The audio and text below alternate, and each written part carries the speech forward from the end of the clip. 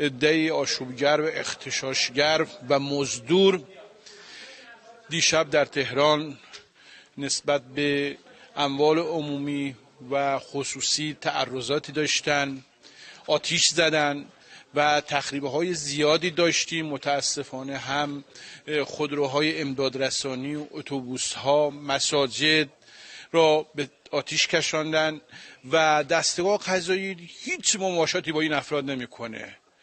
خط قرمز دستگاه قضایی امنیت مردم هست و در کنار ضابطین محترم و با حمایت اونها حتما این افراد رو سر جای خودشون مینشونن و برخورد ما یک برخورد قاطع، سریع، قانونی و بازدارنده خواهد بود. باید عرض کنم کسانی که با تخریب و آتش زدن اموال عمومی و با درگیری و تمرد نسبت به مأمورین حافظ امنیت با سلاح ایستاده‌اند، چه سلاح سرد چه سلاح گرم، اتهام اینا محاربه است و ما طبق قانون و با قاطعیت با اونها رفتار میکنیم و هیچ مماشاتی در کار نیست و قاطعانه انشالله برخورد میکنیم و سریع که درس عبرتی باشه برای مزدورانی که در زمین دشمن حرکت میکنن.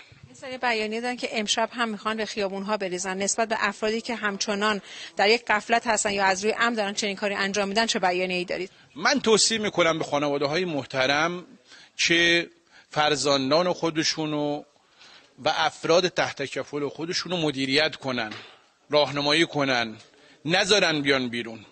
متاسفانه دشمن و مزدوران دارن خودشون کشته سازی میکنن و مردمی که حضور پیدا میکنن در صحنه میکشن. مواظب بچه‌هاشون باشن، بچه‌هاشون رو راهنمایی کنن، ارشاد کنن که خدایی نکرده وارد این معرکه نشن که به دست مزدوران به قتل برسن. از سوی دیگر افرادی که میان شرکت میکنن ما هشدارهای لازم دادیم، تأکیدات لازم و ریاست محترم قوه فرمودن و من الان عرض میکنم که هر کسی بیاد تو این تجمعات شرکت کنه واقعا در زمین دشمن حرکت کرده و در راستای اهداف دشمن بوده. ما با این افراد با قاطعیت برخورد میکنیم. نیروهای نظامی